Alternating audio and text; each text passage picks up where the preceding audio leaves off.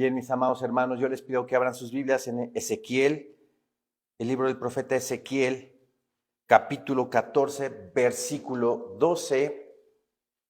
Ezequiel es muy importante que lo situemos en el tiempo de la historia de Israel, ¿verdad? ¿En qué tiempo aparece Ezequiel? Es coetáneo o contemporáneo del profeta Jeremías, ¿sí? Del profeta Jeremías. Ezequiel ya estaba en Babilonia, fue de los primeros que el imperio babilónico llevó a Babilonia, y él estaba profetizando desde Babilonia, y dice la bendita palabra del Señor. Esto está fechado en el 590 antes de Cristo. Faltaban 4 años para que Nabucodonosor se llevara a todos los cautivos y Jerusalén quedara totalmente incendiada, el templo destruido, ¿sí?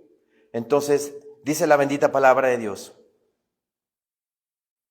Vino a mí palabra de Jehová diciendo: Hijo de hombre, cuando la tierra pecare contra mí, rebelándose pérfidamente, y extendiere yo mi mano sobre ella, y le quebrantare el sustento del pan, y enviare en ella hambre, y cortare de ella hombres y bestias,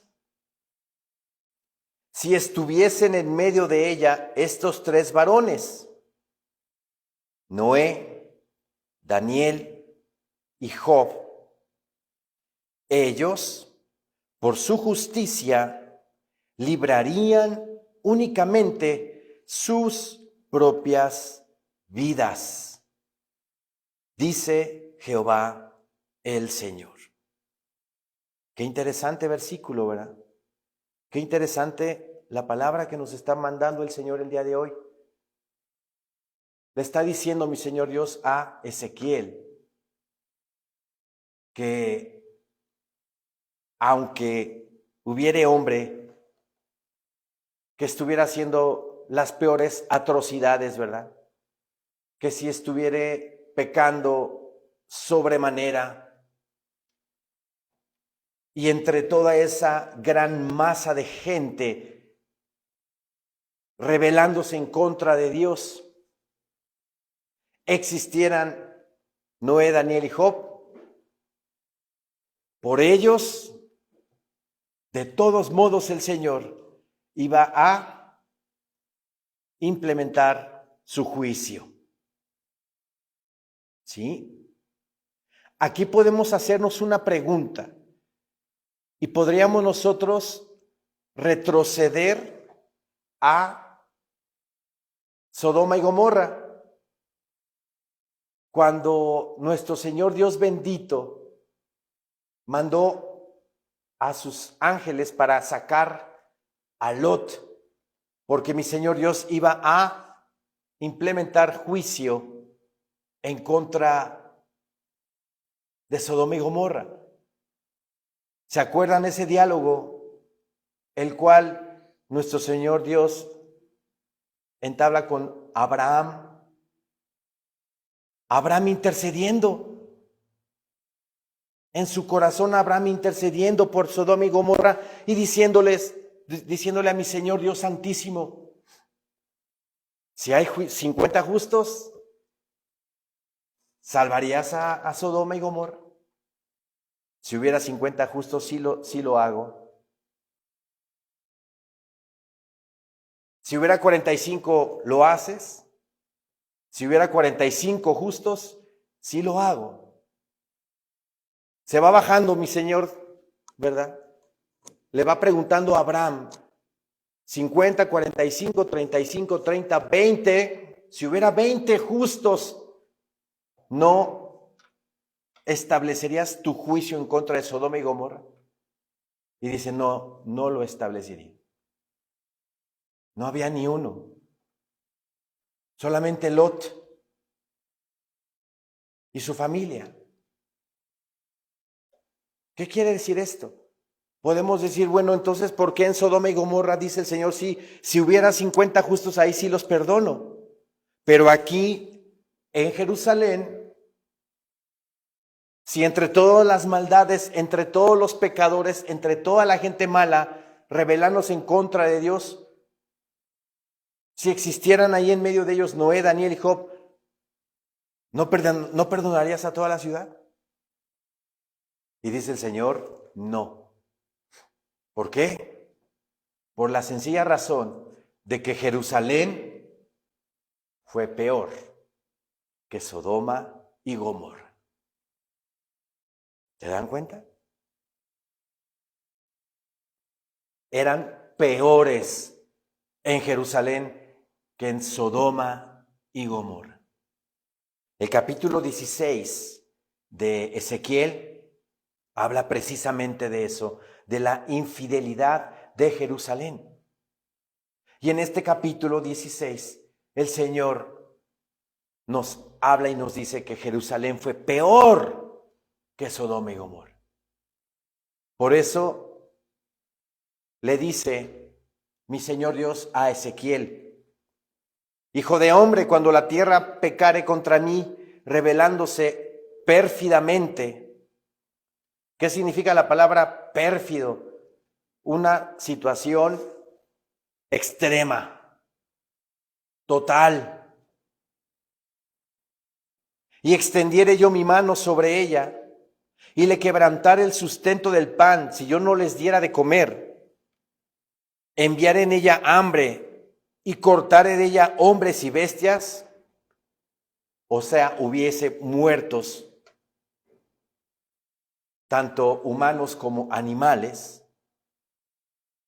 Si estuviesen en medio de ella estos tres varones, Noé, Daniel y Job, ellos, por su justicia, librarían únicamente sus propias vidas, dice Jehová el Señor. ¿Sí? ¿Se dan cuenta? ¿Y por qué? Lo acabamos de decir. Porque el pecado de Jerusalén era peor que el de Sodoma y Gomorra. ¿Sí? Ahora me llama la atención aquí que menciona la palabra de Dios a Noé, a Daniel y a Job. ¿Quiénes fueron ellos? Noé, un hombre perfecto, dice la palabra de Dios en Génesis, un hombre perfecto en todas sus generaciones. La tierra, dice la palabra del Señor en Génesis, que todo pensamiento del prediluviano era de continuo solamente el mal. Todo el tiempo en su cabecita estaban pensando puras cosas malas. No había ninguna virtud, no había ningún amor hacia el prójimo, no había ningún tipo de obra buena para con los demás. Todos estaban perdidos. Y mi Señor Dios le habló a Noé y le dijo, constrúyete un arca. Le manda las medidas, ¿verdad? Hicimos un cálculo y más o menos el arca de Noé cabe en la cancha del Estadio Azteca. Más o menos son las medidas de la cancha, no de toda el área del estadio, no, de la cancha. El área de la cancha, ahí cabría exactamente el arca de Jehová. Y mi Señor Dios le dijo a Noé que iba a terminar con todo ser vivo, porque también murieron animales.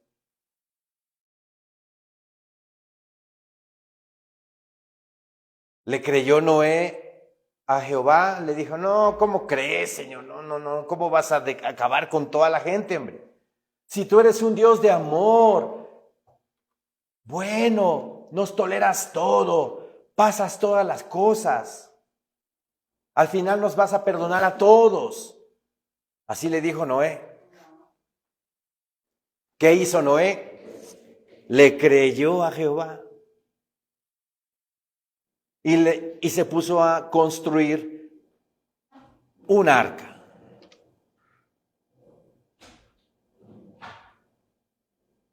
La construyó. El Señor que nos está pidiendo que hagamos en este último tiempo, con las señales que tenemos a la vista, ¿verdad? Porque tenemos ojos y vemos, tenemos oídos y escuchamos, porque a la luz de la palabra del Señor, poniendo nuestro corazón en su verdad, podemos notar que Cristo Jesús viene pronto. ¿Y qué nos pide el Señor? Que prediquemos y que proclamemos que Cristo Jesús está a la puerta. Hay hermanos en Cristo que todavía no creen que estamos en el último tiempo. Les falta la fe. Están vendados todavía. Pero son notorias las señales. Son notorias y palpables que este mundo, así como vamos, falta poco para que comiencen los juicios. Noé tuvo fe y le creyó a Jehová, y 120 años tardó construyendo esa arca, y en lo que construía esa arca durante 120 años, predicó y compartió la palabra del Señor y le dijo a la gente, arrepiéntanse porque viene juicio de parte de Dios. Va a llover, va a caer agua del cielo. Jamás había caído agua del cielo, no la conocían. Entonces dijeron, bueno, pero ¿cómo puede ser eso? ¿Cómo va a ser eso de que va a caer agua del cielo? ¿Qué es eso? Lo mismo pasa con nuestra generación. Nosotros comenzamos a decir que vienen sellos, que vienen trompetas, que vienen truenos, que va a surgir el anticristo en Roma, y la gente no lo cree. Pero debemos de creerle a la palabra de Dios. Noé fue un hombre de fe y le creyó a Dios. Daniel, aquí habla de Daniel. Daniel fue contemporáneo de Ezequiel. ¿Sí? Daniel a la edad de 17 años fue llevado a Babilonia. Pero ¿qué característica tenía Daniel? Era un hombre de convicciones. Sí. Era un hombre totalmente enraizado, cimentado en su fe. El sistema babilónico que lo estaba inundando, que lo estaba acosando, ¿verdad? Porque hasta les cambiaron los nombres a él y a sus compañeros.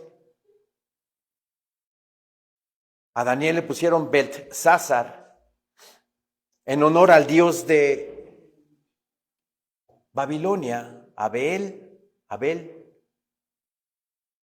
A sus compañeros, Daniel, Azarías y Misael, les pusieron Sadrach, Mesach y Abednego, en honor a las deidades paganas de Babilonia. Todos los cautivos que empezaron a llegar a Babilonia comenzaban a meterles guerra cognitiva, a lavarles el cerebro, a que estudiaran la cultura babilónica, religión, ciencia. ¿Para qué? Para quitarles su identidad. ¿Que no está pasando eso el día de hoy también? El sistema anticristiano que envuelve este mundo, babilónico por cierto, está metiendo guerra cognitiva al mundo entero para lavarles el cerebro y decirles que relaciones entre hombre y hombre son buenas, relaciones entre mujeres son buenas, aprueban el aborto, la eutanasia, ideología de género, todo por medio de las redes y por medio de series, películas, metiendo y adoctrinando a la gente para que tarde o temprano acepten esa realidad. Daniel no se dejó. Daniel le ofrecieron comida babilónica y él en su firme convicción no la aceptó. Es más, le dijo hasta a uno de los servidores del rey, pónganme a prueba. Yo voy a comer durante 10 días legumbres, puras legumbres. Y a su gente, pues sí, denle su filete miñón, su ribeye, ¿verdad? Su arrachera con su vino, porque le estaban ofreciendo a Daniel vino. Y la comida babilónica, que por cierto era ofrecida a sus dioses. ¿Se dan cuenta ustedes de la presión que tuvo Daniel? De la influencia, presión política, social, para que no le temblara a él la mano y dijo, yo no como de eso. ¿Se dan cuenta? Esa convicción debemos tener nosotros como cristianos. No negar nuestra fe, no ocultarnos en el closet diciendo a unos sí soy cristiano y a otros no soy cristiano. No, siempre con mi bandera arriba hasta el frente diciendo yo soy cristiano. ¿Qué sucedió después de esa prueba de 10 días en la cual Daniel comió legumbres y el grupo de muchachos escogidos para competir, digámoslo así, con Daniel y sus compañeros? ¿Qué sucedió? Dice la palabra de Dios que estaban más vigorosos, chapeadotes, como dicen por acá. Daniel y compañía, Daniel y sus amigos, que los babilonios. ¿Quién estuvo ahí presente para soportar la fe de estos muchachos? Dios nuestro Señor. Vio la convicción, vio, ¿verdad? Mi Señor Dios, la entereza, la firmeza en Daniel y en sus compañeros.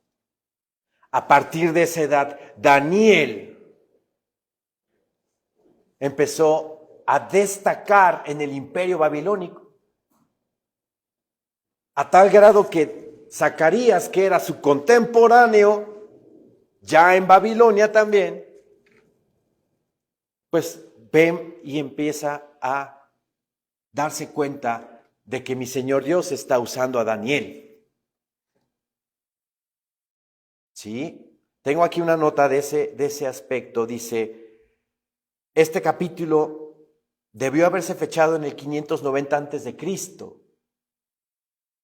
Para ese tiempo Daniel había estado ya en Babilonia por casi 15 años y su edad oscilaría entre los 20 y los 30 de Daniel. Se destacó a temprana edad, de modo que ya había ocupado un puesto importante en la corte durante una década. Daniel empezó a destacar. Entre sus hermanos judíos empezaron a comentar de la fe y la convicción de Daniel. Por eso aquí Ezequiel lo apunta como un justo delante de Dios. ¿Y qué decimos de Job? Job, para empezar, Job no era hebreo, todavía no existía el pueblo de Israel. Job era de Uz. Uz estaba ubicado en Edom, lo que hoy podemos conocer como Jordania. Y él fue del tiempo de los patriarcas, de Abraham, de Isaac. Y todos conocemos la historia de Job, cómo fue probado. Primero fue bendecido con 7 hijos y 3 hijas. Tenía propiedades, tenía animales. Es como decir, no, pues tengo 20,000 hectáreas de sembradío y tengo como 15, 16 trailers con doble semirremolque, tengo camionetas,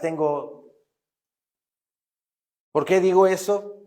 Porque tenía caballos, tenía bueyes para el arado, tenía animales, tenía rebaños. Eso era la riqueza en ese entonces. Y todo se le quitó, porque Satanás lo pidió a Dios para tentarlo. Porque Satanás le dijo a Dios, oye, pues ¿cómo no va a renegar de ti si todo le das? Todo le das. Así lo tienes. Quítaselo todo y vas a ver cómo va a renegar de ti. Y le empezaron a llover calamidades y mi Señor Dios le dijo, te autorizo a que lo pruebes, pero no le quites su vida. Y así fue. En un rato perdió todo, pero le dejó a su mujer. ¿Por qué le dejó a su mujer? ¿Por qué dejó a su mujer? Antes de contestar eso, cuando perdió sus pertenencias, Job, fueron muertos sus hijos. Imagínense qué desgracia. Sus 10 hijos murieron. Dice la palabra del Señor que cayó como granizo. Yo creo que eran como meteoritos que cayeron sobre su casa, sus propiedades, se quemó todo, sus hijos también se murieron, perdió sus propiedades, se quedó, como dicen en Gringolandia, empty, vacío.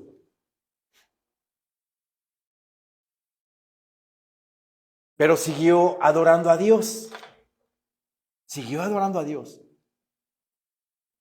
Se vuelve a acercar Satanás a Dios y le dice, atenta contra su cuerpo. Voy a atentar contra su cuerpo. Y le manda una lepra tremenda a Job. Ya perdió a sus hijos, perdió sus propiedades, perdió su dinero, perdió su nombre, perdió todo. Y luego se mete con su físico. Y le manda una lepra tremenda, una llaga maligna. Se la manda a Satanás, no Dios. Dios permite la prueba. Ahí es cuando ya entra la mujer de Lot. Y al ver que les está yendo, pero bien mal, pues no se acordó la mujer de que pues en la salud y en la enfermedad, en el bien, en la pobreza, en la riqueza, porque todos esos son votos que nosotros delante de muchos testigos los hacemos. Son promesas, son juramentos de amor ante Dios, de unión. Tanto divorcio el día de hoy que no se acuerdan de esos votos, que son muy serios. Para Dios el matrimonio es lo más sagrado, porque el matrimonio cristiano representa a Cristo Jesús, que es el varón, y la mujer representa la iglesia de Cristo. Como matrimonio debemos de dar ese testimonio ante el mundo. Entonces la mujer de Lot no se acordó de los votos, ¿verdad? Y le dijo, ya ves, ¿por qué no reniegas de tu Dios y te mueres? Entonces Job le dijo, oye, no me ayudes, comadre, por favor. Imagínense ya en esa situación, Job. Oye, mamacita, espérame. Pues dame el tiro de gracia, ya nada más, ¿no? Y aún así Job se mantuvo firme en su fe ante Dios. Vinieron sus amigos, ¿verdad? Elifaz, Eliud, no el hijo de la hermana, ¿no? Otro Eliud. Y dos más que en este momento no me acuerdo. Pero estuvieron duro y dale diciendo que por sus pecados le habían pasado esas cosas. Y nosotros, ¿verdad? En el escenario, leyendo el libro, sabemos que no. Fue una prueba que tuvo Job, la cual en ningún momento renegó de Dios. Se mantuvo firme en su fe al Señor. Por eso aquí Ezequiel los pone como hombres justos delante de Dios. Regreso al versículo 14. Si estuviesen en medio de ella estos tres varones, Noé, Daniel y Job, ellos por su justicia, no porque ellos sean muy buenos y son muy justos, no, por la justicia de Dios en ellos. Por su justicia librarían únicamente sus propias vidas, dice Jehová el Señor. Y si hiciere pasar bestias feroces por la tierra y la asolaren y quedare desolada de modo que no haya quien pase a causa de las fieras, y estos tres varones estuviesen en medio de ella, vivo yo, dice Jehová el Señor, ni a sus hijos ni a sus hijas librarían. Ellos solo serían librados y la tierra quedaría desolada. Ni sus hijos, dice la palabra de Dios. Nada de que no nació en cuna cristiana y no, hombre, ya tiene la salvación asegurada, ¿verdad? No es ninguna garantía. Y eso de que vengo de cuna cristiana, porque puede suceder que a veces por generaciones somos de cuna cristiana, pero por generaciones tenemos los mismos errores doctrinales. O peor, dice la hermana. Así es. O peor. Entonces no hay ninguna garantía, ¿verdad? Yo a mi hijo le dije, mira, mijito, tú dices que eres de cuna cristiana, pero tú tienes que prepararte, buscar al Señor para que tú seas salvo. Nada de que yo soy el hijo del pastor y tengo influencias y tengo la vara alta. Nada. Nanay, como dicen también por ahí. Todo mundo, ¿verdad? A partir de los 12 años, cuando reciben a Cristo como Señor y Salvador, nuestros jovencitos tienen que buscar su propia salvación. No es hereditario, ¿verdad? No es como las vírgenes imprudentes que antes de que llegara el esposo, ¿verdad? Ya iba a llegar el esposo y no estaban preparadas con sus aceites, ¿verdad? Con sus lámparas y sus aceites. Y agarraron y dijeron a las 5 vírgenes prudentes, oye, regálame tantito, ¿no? Para yo tener mi lámpara bien prendida. No, les dijeron las prudentes, no. Allá en la tienda, ve y compra. ¿Qué nos quiere decir la palabra del Señor con eso? La salvación no se transmite por herencia o por vínculo sanguíneo. Te voy a pasar una porción del Espíritu Santo de Dios para que también seas un hit. No, cada quien. Por cierto, esas vírgenes que no estuvieron preparadas con el aceite en su lámpara ardiendo, símbolo del Espíritu Santo en el creyente, ¿verdad? Llenos del Espíritu Santo. Esas vírgenes imprudentes, el esposo llegó y la puerta se cerró y ya no pudieron entrar. ¿Qué tenemos que hacer para ser salvos? Ser llenos del Espíritu Santo diariamente. Pedirle al Señor con todo nuestro corazón, lléname de tu Espíritu, Señor. Lléname de tu Espíritu diariamente para que podamos nosotros dar testimonio, brillar con la luz de Cristo en este mundo caído, en este mundo en tinieblas. Dice también la palabra bendita de Dios, versículo 17, o si yo trajere espada sobre la tierra y dijere, espada, pasa por la tierra. Esa espada significa la invasión de un ejército enemigo o guerra. O si yo trajere espada sobre la tierra y dijere, espada, pasa por la tierra, e hiciere cortar de ella hombres y bestias, y estos 3 varones estuviesen en medio de ella, vivo yo, dice Jehová el Señor, no librarían a sus hijos ni a sus hijas, ellos solos serían librados.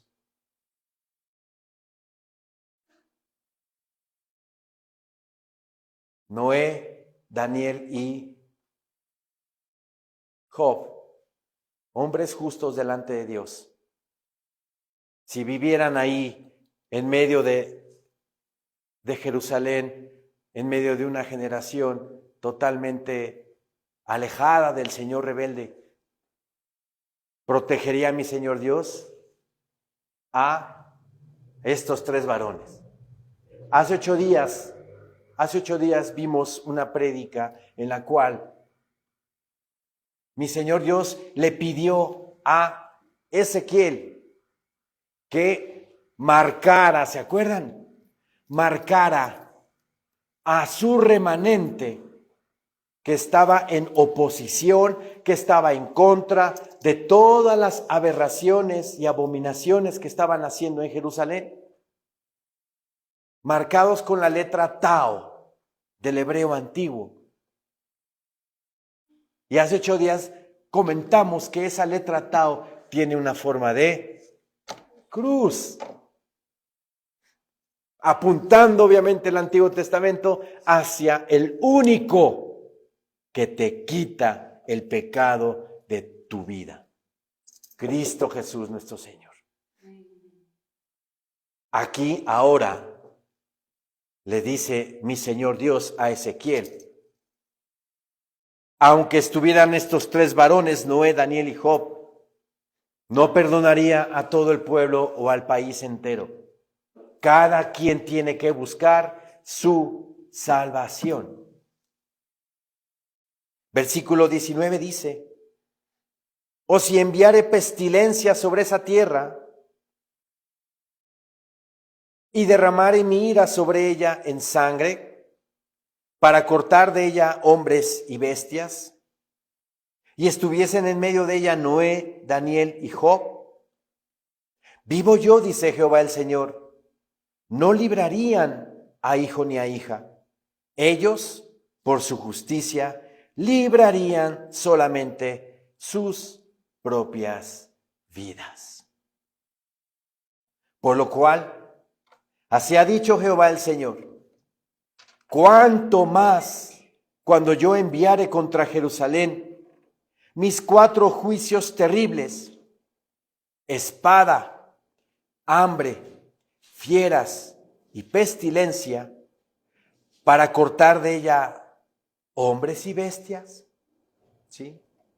Si ustedes se dan cuenta, estos 4 juicios que mi Señor pone en el versículo 21 son los juicios que están escritos en Apocalipsis 6, versículo 8. Espada, hambre, fieras y pestilencia. ¿Qué es la pestilencia? Enfermedades. Vamos a Apocalipsis 6, por favor.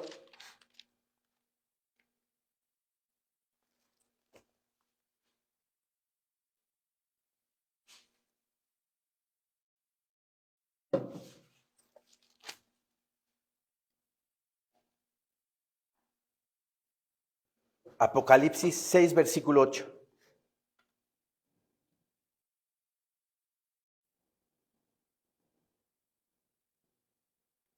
Amén, hermanos. Amén.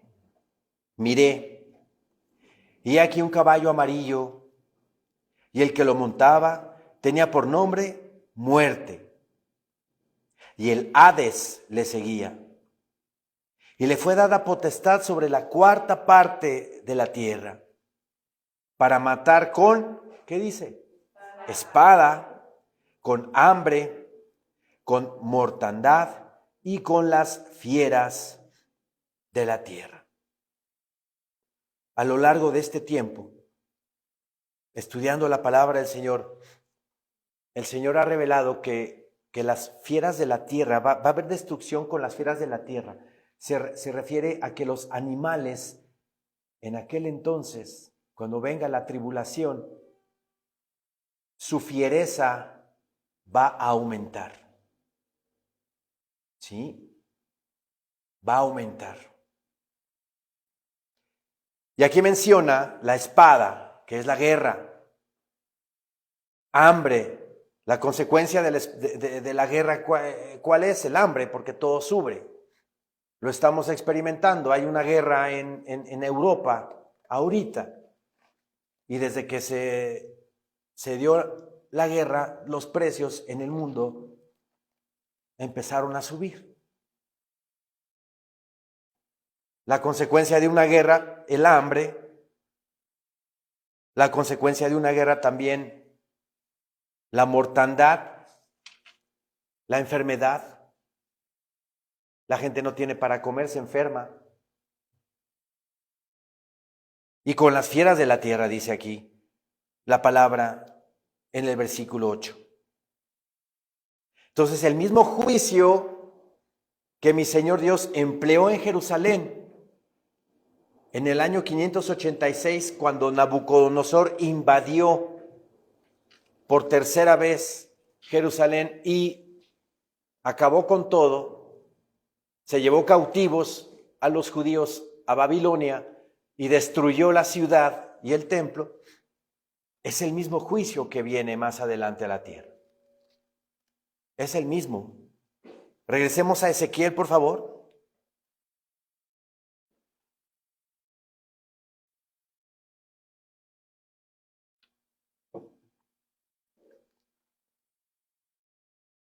Versículo 22 dice, sin embargo, he aquí, quedará en ella un remanente, hijos e hijas, que serán llevados fuera. He aquí que ellos vendrán a vosotros, y veréis su camino y sus hechos, y seréis consolados del mal que hice venir sobre Jerusalén, de todas las cosas que traje sobre ella. Este versículo 22, en la Biblia Nueva Traducción Viviente, dice así, versículo 22, Sin embargo, habrá sobrevivientes, quienes vendrán aquí. ¿Aquí dónde? En Babilonia. En Babilonia. Los sobrevivientes de la invasión de Nabucodonosor en el 586, que recuerden que faltaban 4 años para que sucediera, ¿sí? Va a haber un remanente, pero ese remanente no es de gente santa y piadosa, es de gente mala. Pero ¿con qué propósito, con qué fin el Señor lo hace? Aquí no lo va a decir.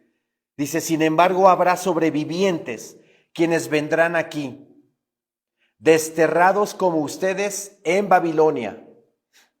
Ustedes verán con sus propios ojos lo perversos que ellos son. Y entonces no se sentirán tan mal por lo que hice en Jerusalén. O sea, vean y meditemos un poco el amor que mi Señor Dios nos tiene, la misericordia que el Señor derrama para con sus hijos. Porque, ¿con qué propósito mi Señor Dios, en vez de matar a esa gente mala, la protege, pero para llevarla a Babilonia, y que los que sí buscan al Señor y que están en Babilonia se den cuenta de lo perversos que son, de los malos que son? Y como dice la Escritura, no se sientan tan mal, al contrario, pues ven, estoy bendecido, estoy en una casa, me está dando el imperio babilónico, me está dando un trabajo, estoy comiendo diario, que son nuestras necesidades básicas, ¿no? Al ver a esta gente perversa, van a decir, Señor bendito, gracias por bendecirme de esa manera. ¿O no les ha tocado que platican con alguien que dice que es cristiano y tiene una vida muy diferente a cómo un cristiano debe de vivir? Problemas por aquí, problemas por allá, problemas entre hijos, problemas de hijos en contra de los padres. Situaciones que cuando te están platicando todas esas cosas y dices, Señor bendito, gracias a Dios, yo estoy bien. Yo estoy bien con las necesidades básicas que tenemos. Comida, vestido, calzado, un techo donde dormir y una cobijita para taparme en la noche, porque hace frío en la noche, ¿no? ¿No les ha tocado? Gente que te habla y te cuenta su vida y dices, ay, Señor mío bendito, gracias te doy, Padre eterno, porque toda mi vida he vivido bien. No me faltó nada, nunca.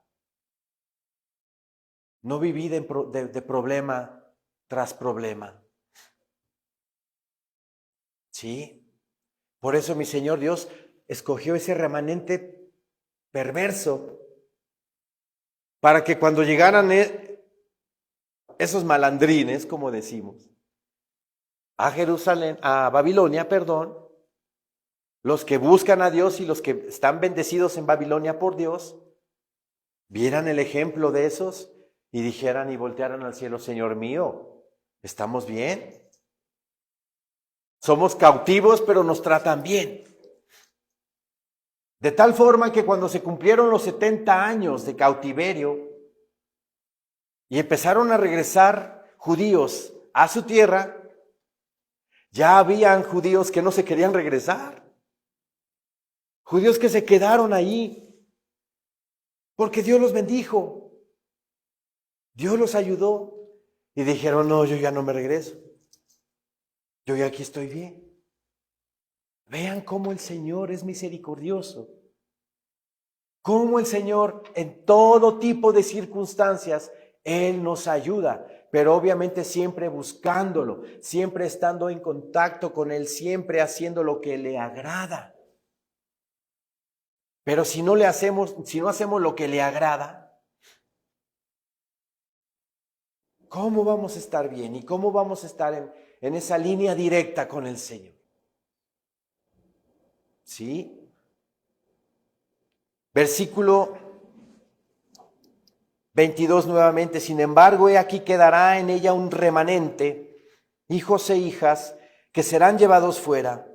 He aquí que ellos vendrán a vosotros y veréis su camino y sus hechos. Van a ver qué vida llevan, qué vida traen estos. Y seréis consolados del mal que hice venir sobre Jerusalén, de todas las cosas que traje sobre ella. Y os consolarán cuando viereis su camino y sus hechos. Y conoceréis que no sin causa hice todo lo que he hecho en ella, dice Jehová el Señor. Había un propósito del cautiverio del pueblo de Israel llevado a Babilonia. El que el pueblo de Israel dejara de adorar imágenes, dejara de adorar ídolos. ¿Y a dónde se los llevó? Se los llevó a Hollywood, donde estaba pero al tituplé, lleno de ídolos, idolatría, adoración a todo tipo de ser creado. Ahí, y hay una parte en la palabra del Señor, me parece que en Jeremías, que dice, para que te hasties de ídolos, que tienen ojos pero no pueden ver, que tienen oídos pero no pueden oír, boca pero no hablan. Allá lo llevó. Y después del cautiverio de 70 años en Babilonia, los judíos dejaron de adorar imágenes. Todo tiene un propósito para la vida de cada uno de nosotros, hermanos. ¿Sí? Todo tiene un propósito. Y debemos de alentarnos porque tenemos el ejemplo de Noé, de Daniel y Job, que fueron justos delante de Dios. ¿Dónde están ellos ahorita? Con el Señor. Primero estaban abajo, ¿se acuerdan? Primero estaban abajo en el Hades, donde había una cima profunda que dividía el cielo, o bueno, no el cielo, el paraíso, del lugar de obscuridad, por decirlo así. ¿Y por qué estaban allá guardados y por qué no estaban allá en el cielo? Porque tenía que venir el Hijo de Dios. Tenía que venir Cristo Jesús para vencer al pecado, vencer la maldición de la ley, vencer al que tenía el imperio de la muerte, esto es al diablo. Y con ese hecho, baja mi Señor Jesucristo a las partes inferiores de la tierra, le predica a los espíritus encarcelados y a todos los que creyeron en Él, se llevó cautivos a esos, y los que estaban del lado del seno de Abraham, juntó un grupo y ahora sí, se los llevó al cielo. Todavía no podían estar allá antes de Jesucristo, porque existía el pecado y no había todavía alguien que deshiciera o venciera al pecado. Por eso vino Jesucristo a deshacer al pecado, a deshacer al que tenía el imperio de la muerte. Vamos a Hebreos, por favor.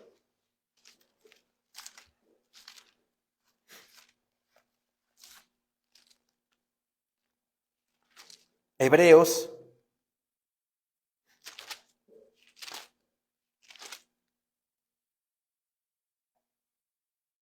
capítulo 2.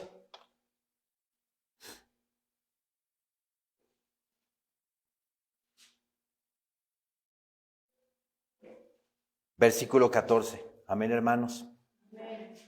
Hebreos 2:14 dice el Señor en su palabra: así que, por cuanto los hijos participaron de carne y sangre, o sea, nosotros. Él también participó de lo mismo, para destruir por medio de la muerte al que tenía el imperio de la muerte, esto es, al diablo.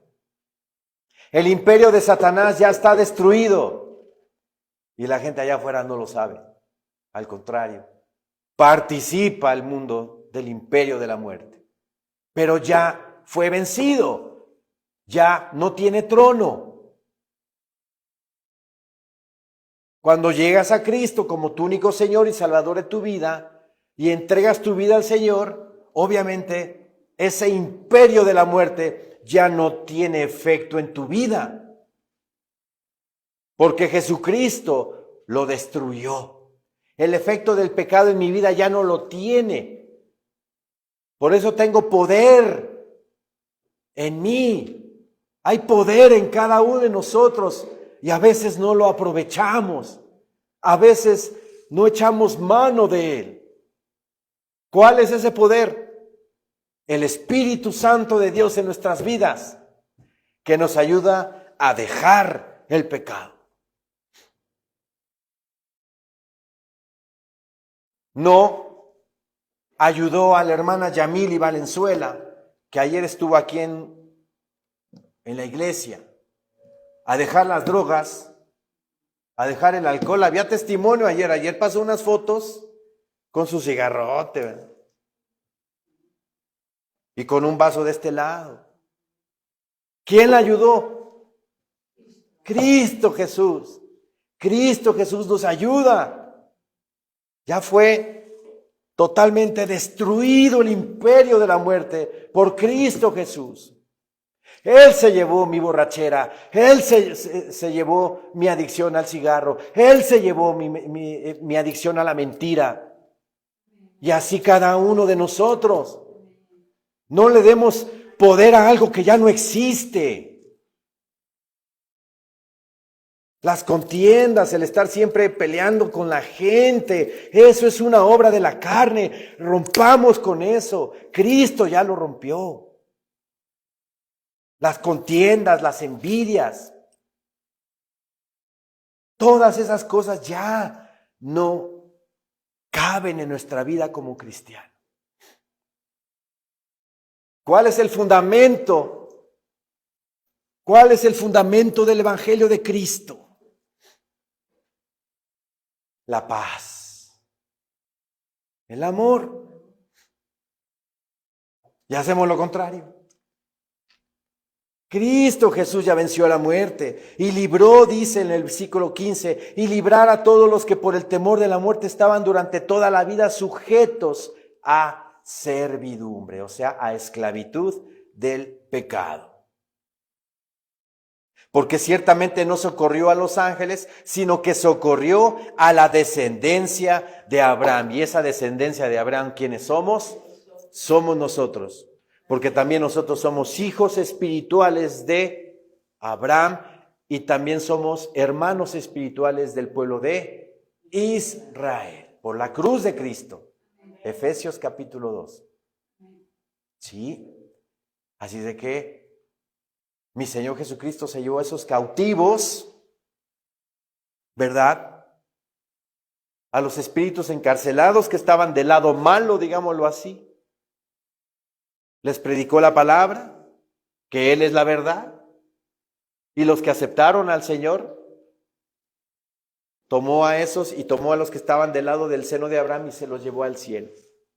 Inaugurando, como dice la palabra, aquí adelantito en Hebreos también está.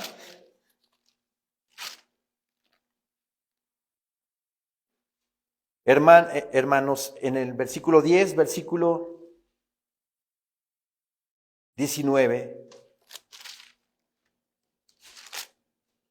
Hebreos 10, 19, dice el Señor en su palabra, todavía tenemos 5 minutitos. Así que hermanos, teniendo libertad para entrar en el lugar santísimo por la sangre de Jesucristo, por el camino nuevo y vivo que Él nos abrió a través del velo, esto es, de su carne. Y teniendo un gran sacerdote sobre la casa de Dios, acerquémonos, dice, acerquémonos con corazón sincero,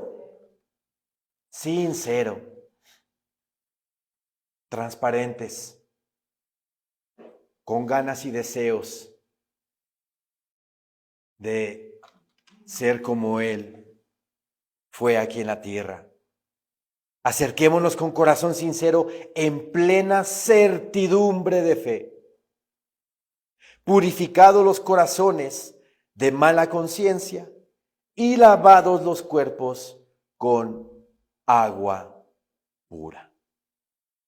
Esa agua pura significa la palabra de Dios, el agua pura de la palabra de Dios, que yo al leerla, que yo al meditarla, me está purificando, me está haciendo reflexionar aquí en mi mente de lo que es bueno, de lo que es malo, de lo que debo de hacer y de lo que no debo de hacer.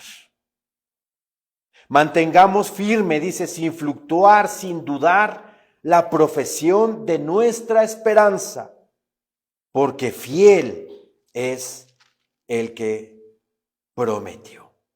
Sí, así es que, amados hermanos, qué privilegio es tener esta escritura donde estuvo el mensaje el día de hoy en Ezequiel capítulo 14, donde dice la palabra que estos tres justos, Daniel, Noé y Job, si viene juicio en contra de la tierra y estuvieran esos tres varones son protegidos por Dios. Y los demás, por sus hechos. Lo mismo pasa con nosotros. Lo mismo pasa con nosotros. Mi Señor Jesucristo viene a la tierra a establecer un juicio en el arrebatamiento de la iglesia, a separar el trigo de la cizaña. El que vive en integridad, el que vive en santidad, el que está totalmente entregado al Señor, se va con Cristo. En los juicios de la tribulación, el Señor va a cuidar a su remanente. Va a cuidar a su remanente. Vamos a tener un sello, lo tenemos ahora. El Espíritu Santo en nosotros es el sello. Y cuando venga la tribulación, el Señor va a cuidar a su iglesia, a la verdadera iglesia de Cristo. Así lo dice Apocalipsis, capítulo 3. Y con esto terminamos, hermanos. Tenemos hoy Santa Cena del Señor. Apocalipsis, capítulo 3.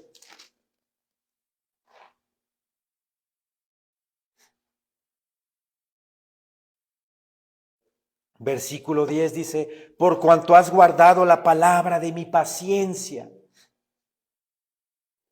Debemos de tener paciencia. Sí, debemos de tener paciencia. El mundo está cada vez más feo, más horrible, más. Pero debemos de ser pacientes. ¿Y quién te da esa paciencia? Cristo Jesús por medio de su Espíritu Santo. Por cuanto has guardado la palabra de mi paciencia, yo también te guardaré, dice. Te guardaré de la hora de la prueba que ha de venir sobre el mundo entero, para probar a los que moran sobre la tierra. Sobre la tierra. La palabra guardaré viene del griego tereo, afín a teoreo, que significa ser espectador de. Ser espectador de. O sea, si tú tienes el conocimiento de los juicios de Dios que vienen a la tierra, tú vas a estar desde afuera siendo un espectador, gozándote en ese momento porque la palabra de Dios se está cumpliendo en tus propias narices. como estamos viendo que está sucediendo. Porque hay lugares donde dicen que te va a guardar de esa prueba viniendo Jesucristo antes de la tribulación. Y no es así. Tenemos años estudiando Apocalipsis y el rapto de la iglesia es inmediatamente después de la tribulación de aquellos días, como dice Mateo 24. ¿Sí? Entonces la palabra guardaré significa que vas a ser un espectador de lo que viene a la tierra. Y es hermoso, hermanos, es hermoso porque vas a sentir y vas a vivir milagros de Dios. En ese entonces vamos a sentir a los ángeles ahí cuidándonos, que nos cuidan en todo momento, en todo lugar. No los vemos, pero ahí están con nosotros, siempre. Pero en ese momento, cuando estemos en ese tiempo, se van a ver cosas impresionantes en la iglesia del Señor. Por cuanto has guardado la palabra de mi paciencia, yo también te guardaré de la hora de la prueba que ha de venir sobre el mundo entero, para probar a los que moran sobre la tierra. Así de que, amados hermanos, seamos como Daniel. No participemos del sistema anticristiano, como él se abstuvo del sistema babilónico de su época.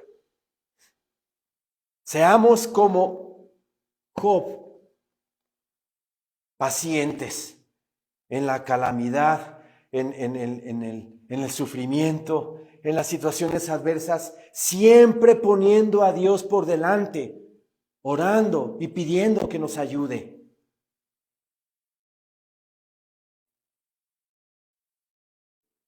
Y siendo también pacientes como Noé. Porque mi Señor Dios le pidió que hiciera un arca.